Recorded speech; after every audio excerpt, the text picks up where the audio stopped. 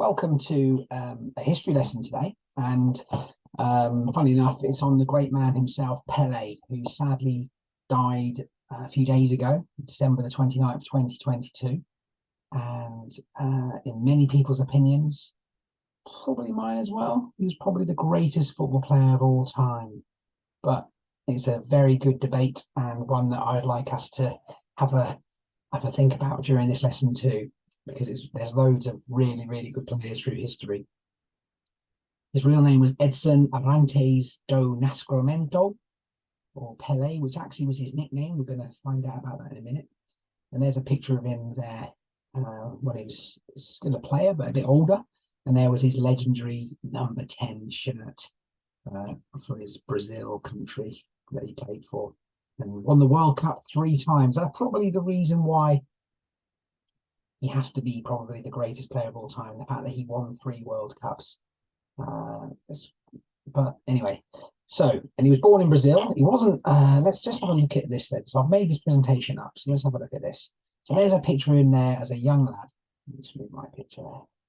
Now, I won't read all of this, but you could see that he wasn't very well off as a kid. In fact, I saw a really good movie about his life recently, and it showed him and his lads, him and his friends playing football, and they couldn't even afford football boots. So they used to play football barefooted, and he loved football, obviously. He did grow up and had a few tragedies happen to his family and around with his friends as well. And like I said, he wasn't very well off at all. Now, interestingly, a bit of research here. It seems like he should have been called Edison after the inventor Thomas Edison, but it was misspelt. So it's written as Edson on his birth certificate. I can understand that because I had a similar story with my name. But anyway, we'll come back to that later. And his nickname was Deco.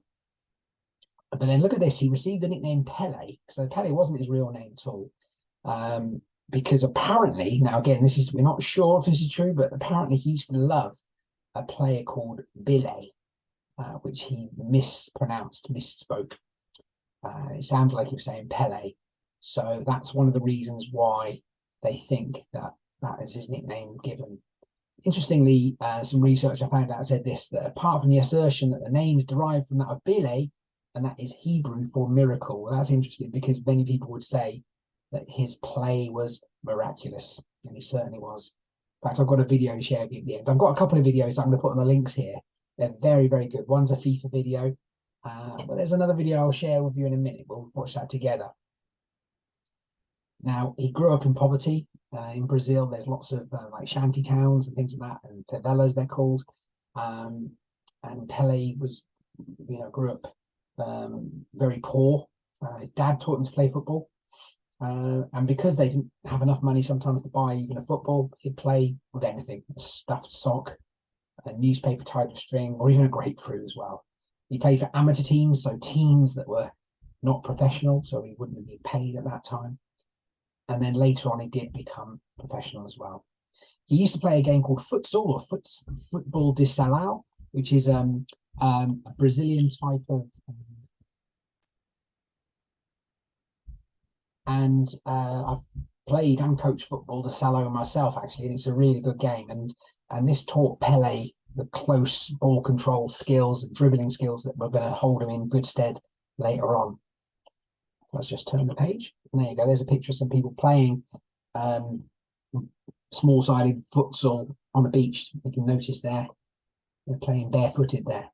One of the advantages of that is you can get to feel the ball really well. Now, Pele, that's how he kind of honed his skills. And he said this.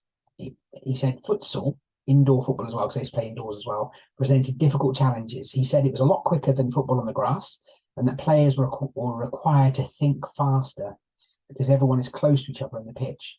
Pele credits futsal for helping him think better on the spot. In addition, futsal allowed him to play with adults when he was about 14 years old. In one of the tournaments he participated in, he was initially considered too young to play, but eventually went on to end up top scorer with 14 or 15 goals. And Pele said, that gave me a lot of confidence. I knew then not to be afraid of whatever might come. So that's interesting, isn't it? So that's it toughened him up, didn't it, as well? Now, Pele, I'm going to jump a little bit. I'm just going to focus on a few areas. So 1958 World Cup in Sweden. Brazil ended up winning the World Cup, and there's a picture of young Pele at the age of 17. He started his professional career. He was playing for a club called Santos in Brazil, and he started hitting the headlines, and he was brought into the Brazilian squad, and he had a really, really good World Cup. Knocked out Wales in the quarterfinals. That was managed by the Manchester United assistant manager, Murphy. And he scored the only goal in that game.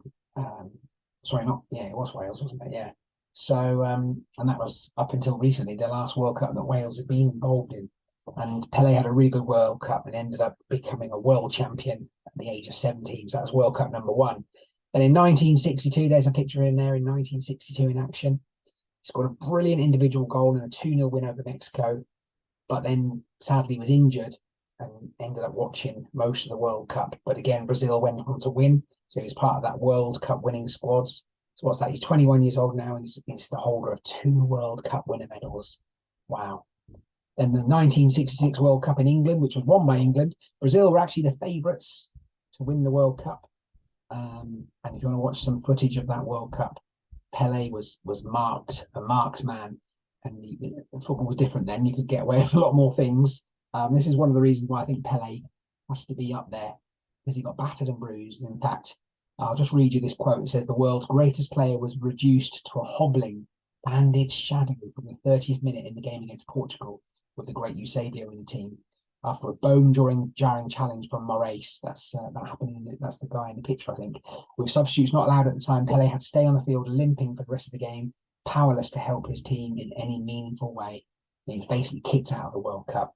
Pele actually vowed never to play in any FIFA World Cup after that again, but then was convinced to come back for the 1970 World Cup in Mexico. And this is where he really forged his legend, basically, by winning his 3rd World Cup. Many people say the 1970 World Cup final was one of the best World Cup finals ever. I would say up until the 2022 World Cup final, you're right. This one that's just gone was a really good game as well, wasn't it? But for goals, 1970 was amazing. I think it was it 4-1 to Italy, to Brazil against Italy, and Pele scoring twice in the World Cup final. It says here, look, it was a tournament the Brazilian needed. He was overshadowed by Didi and Vava in 1958 and injured in the 1962 competition.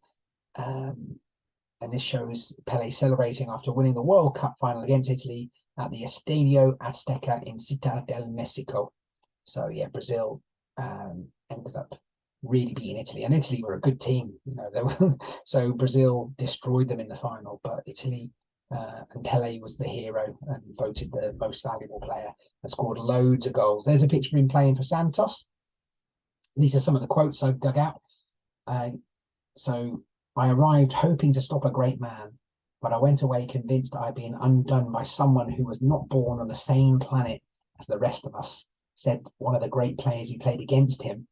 That Benfica goalkeeper Costa Pereira, following the loss to Santos in 1962. So Santos, a lot of people say that Pele can't be regarded as the greatest of all time because of the fact that he never played in Europe. And I can understand why they say that.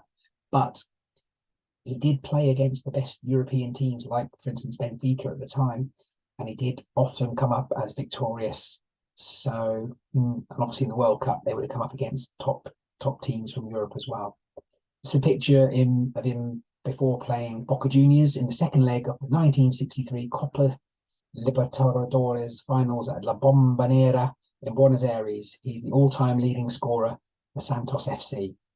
That was his Brazilian career. Then he went to a club in New York Cosmos.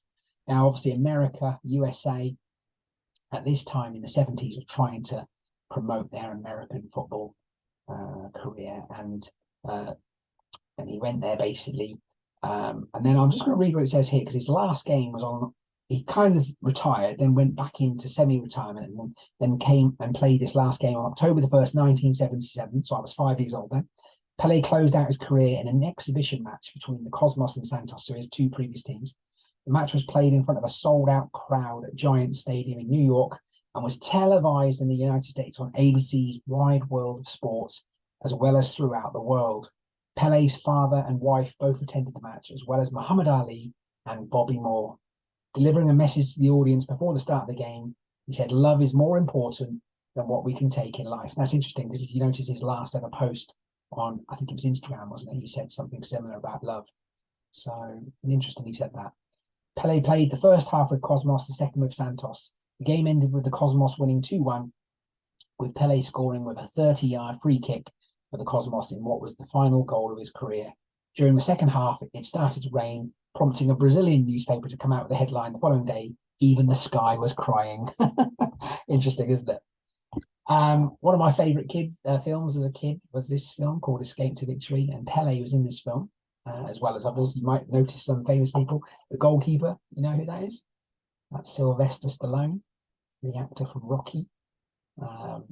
You've got Bobby Moore next to Pele here. So that was the great Bobby Moore, the England captain. This is Michael Caine, an actor, famous actor. Ozzy Ardiles, who won the World Cup with Argentina. Pele. There are some other famous players as well. I can't quite make it out from their faces, but that's Russell Osman there. I used to play for Ipswich Town. He did. And anyway, it's a really good film. Basically, it's about prisoners of war in World War II, and they're captured by the Germans, and they have to play this game against the Germans, and they get battered and bruised. And Pele has a little appearance in the film and plays in the game. It's just a good film. Basically, I just enjoyed it. Now, who, in your opinion, is the GOAT, the greatest of all time? Now, this is a big debate. Now, obviously, I'm going to just say, now Pele's obviously most people's favourite, but you've got some other players like George Best, Manchester United, genius. Oh, I loved, my dad loved. You've got some other great players. Messi just won the World Cup. You know, he's won all sorts. He's a great player, a wonderful player. Cristiano Ronaldo, one of my favourites as well. What a player. Neymar Jr. Nah. Who else? Maradona. Well, Maradona, a wonderful player as well. The reason I would say no to him, although he was brilliant, and the goal he scored against England where he took on most of the team was outstanding. But sadly for me, because he cheated with the handball goal, I can't quite mark him as the greatest of all time. And plus, Pele won more World Cups, so there you go. That immediately knocks him out. But what a player Maradona was as well. A sweet left foot. Zidane, what a player. Johan Cruyff. Oh, and the list could go on. You can write your comments who you think is the best as well, if you want. But it's a debate that will probably never be answered, because then you could say, well, what about defenders? What about goalkeepers? You know, it's always attacking players that get chosen, isn't it? But if you said goalkeepers, then you've got another whole list of players. So it really is a good debate as well. Right, let's watch a video together. And just going to watch this now. And I want to share this with you and see what you think. Now, we mentioned Maradona. This is Maradona with Pele. So I'm going to just play this and pause it a little bit. So Pele and Maradona, who often got compared with each other, they meet each other. And Maradona says, "My dream is to do a couple of juggles with you." So here we go, see what happens. El sueño mío es poder hacer un par de cabezas con usted. Pues será que lo hacemos. Dale.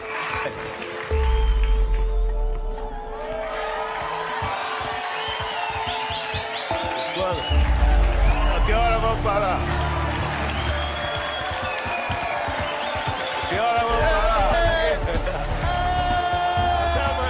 And there's one thing I will say about Pele as well. Like, Maradona had probably one of the best left foots ever. But Pele was two-footed.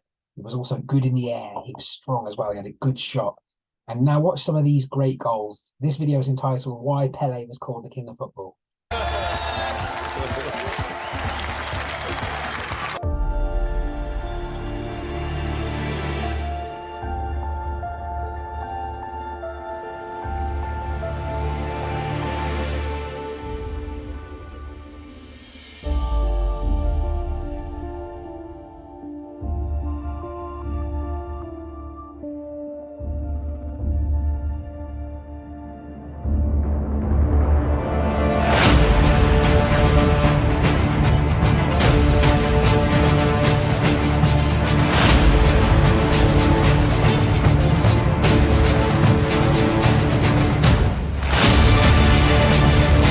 I love the way he glides with the ball. Look at the way he glides, and some of the tackles coming in. If they would have got him, he'd have been really injured. But he just glides away from them effortlessly. It's like watching an ice skater.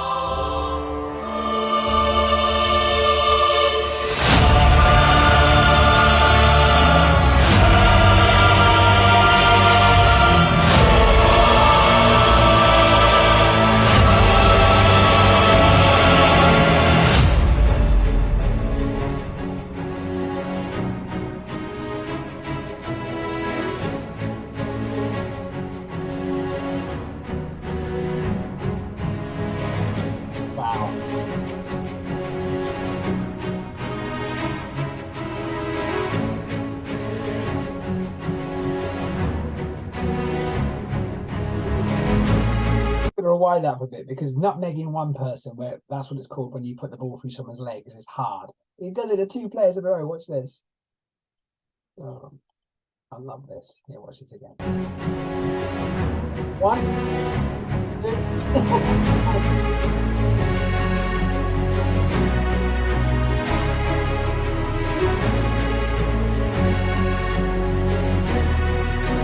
And look, 1, 2, 3, 4, 5 defenders around Pele. They just don't know what's going on, do they? Pele's just turning one way or the other. They don't know what's going on. And the goalie, poor goalie's going to get it.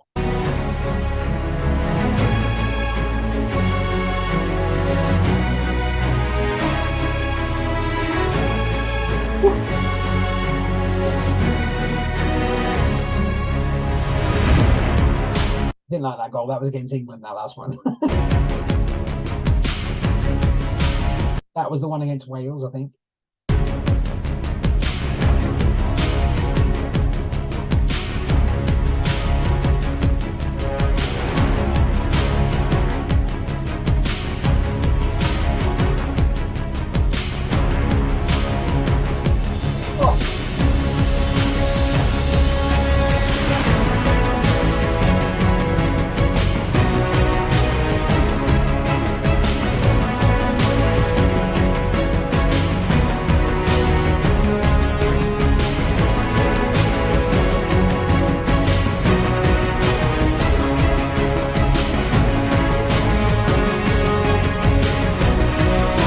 That was the 1970 World Cup final against Italy. It's just not fair, is it? It's just not fair. When Pele was at his prime, it was just not fair being a defender. It must have been a defender's nightmare. Well, there you go. That's for you to decide now. So, what a player. I hope you enjoyed that. I'm going to put some other links as well on this description for this lesson. Please watch them as well, because they're all fantastic and really interesting to watch as well. So have a nice day, and thank you for joining me, and carry on the debate. Who's the greatest footballer of all time? Was it Pele? That's for you to decide.